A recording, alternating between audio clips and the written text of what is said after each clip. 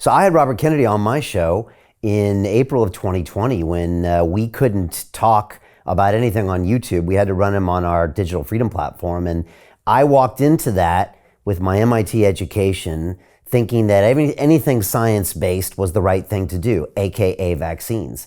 And Right. Robert, I spent 90 minutes with Robert, and after he explained to me the lack of liability of these major pharmaceutical companies and walked me through the history, and he's an extremely intelligent guy. He Yep. understands history, political history. He's got figures and facts, that come right to the surface whenever he wants them.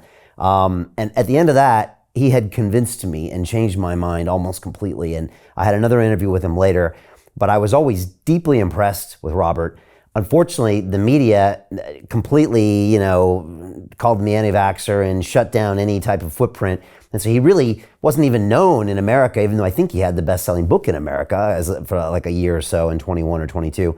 Now Right. he's coming out. I've seen some of his speeches. I feel like him running for president is the best PR move he's ever done because now people are forced to listen to him. He was on a 2-hour Twitter space with Musk the other night, and I could just feel the room just shutting up and listening to this guy thinking, wow, this is something special. He doesn't sound like any other politician I've ever heard, especially a Democrat, because he's speaking the truth and he understands what's going on. What a concept, right? Right. And you put your finger on it, Brian, because you can go down the list of policy position, RFK, like some, don't like some, or whatever. That's politics, that's fine. But the appeal and the reason for his success so far is he's speaking the truth. Yeah. There's politicians and the media, they're just full of lies. Spin would be putting it kindly. I would say lies. So just the fact that someone's actually, they know what you're talking about, they're speaking the truth. Yeah. That is so refreshing that it draws people to him, even if they don't agree with all of his positions. By the way, the media is now going to have to do a hatchet job on him to keep the Biden, puppet show going. And they'll misrepresent everything he said. He did a big interview the other day, and it might have been the Spaces thing with Elon Musk you're talking about, but I think it might have been some other high-profile publication. But he was asked about the Second Amendment, and he said, you must say the Second. He goes, no. He says, I fully support the Second Amendment. It's been in the Constitution since 1787. But he made it personal. He said, I've grown up in rural areas, most of my life. He lived up near Rhinebeck on the Upper Hudson, but that's a rural area. That's not a big city. And then grew up in Virginia. People have guns. He said it's part of the culture. It had passed down through generations. I understand the meaning of it, et cetera. And as a lawyer and an honest lawyer, he can read the Second Amendment. There are parts of the Constitution you could debate, but the Second Amendment isn't one of them. It's like just plain English. So then I said, what about all these school shootings? He said, yeah, that's really bad. But why aren't we asking the tougher questions? These are pretty much all, 17 to 19-year-old males, and very few women shooters, a couple, but not many. Not people in their 30s and 40s, again, exceptions, but it's predominantly kind of 18 to 21-year-old males. He said, why are we looking at broken homes? Why are we looking at the drugs? Why is it that adolescents and teenagers in America are being swamped with pharmaceuticals, antidepressants, ADHD suppressors, Valium,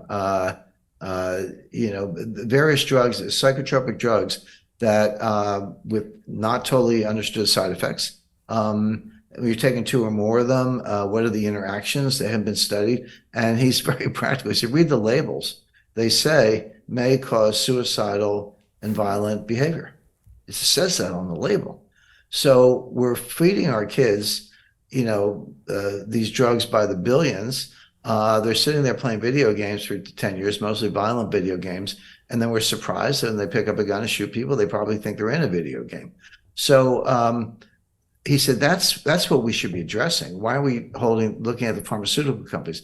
Why are we looking at the broken homes? Why aren't we looking at video game manufacturers? So those are things not protected by the Second Amendment that are much more likely to be the cause, or certainly the correlations are very high. It needs more research.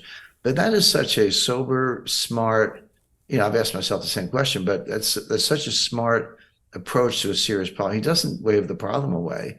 he said it's not the guns, it's the drugs and the behavior and the video games and the broken homes. Yeah. And I think he's right. But I think so that's the kind of thing that appeals to people. I just want to alert everyone to an important video that you've just recorded that will not be available to the public. Here, you discuss the upcoming geopolitical shockwave of what you call the most significant development in international finance since 1971. But then you explain how anyone can position themselves to profit from this crisis.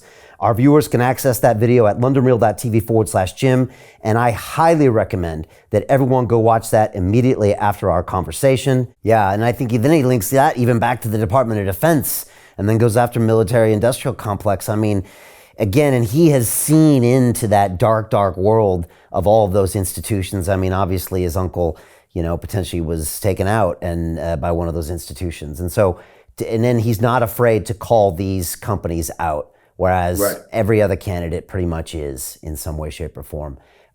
It's an interesting race. Do you think he could beat Biden? Possibly, yes. It's a long shot. I mean, just to be candid, and I do predictive analytics for a living, Brian, and I predict markets all the time, and that's hard enough. The one thing harder than predicting markets is predicting politics. We all know the cliches, a week is a lifetime, and it's true. That's true when it comes to politics.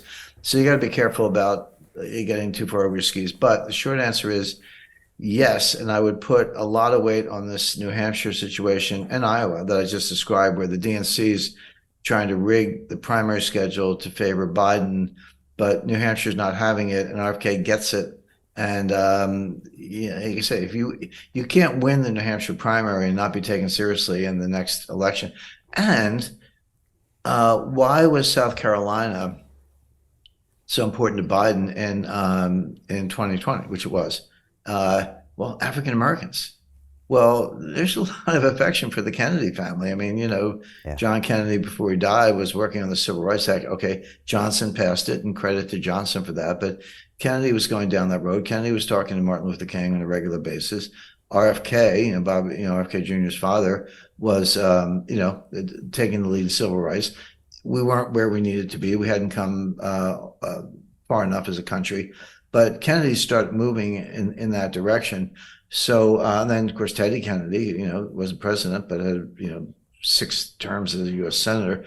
So there's a lot of affection for the Kennedy name in politics. So I wouldn't underestimate how well RFK Jr. might do in South Carolina, even trying to rig it in favor of Biden. Hey, it's Brian Rose, founder of the DeFi Academy. I've told you my 4-week crypto bootcamp is amazing, but don't take my word for it. This is what my students are saying. The DeFi Academy was an amazing experience for me. It took me totally out of my comfort zone. In this course, I was challenged, I was held accountable, and pushed to do things that honestly weren't always easy. It's been phenomenal, and I can't believe we're already up on our 4 weeks. It has flown by. Going through this DeFi accelerator by far was one of the best courses I've taken. You do this course, you really get into the nitty-gritty of the activities that will make you comfortable with decentralized finance. Thank you so much to Brian and everyone at London Real and the DeFi Academy for even putting together an amazing course like this. Anybody else that wants to do it, please sign up. It is well worth the money.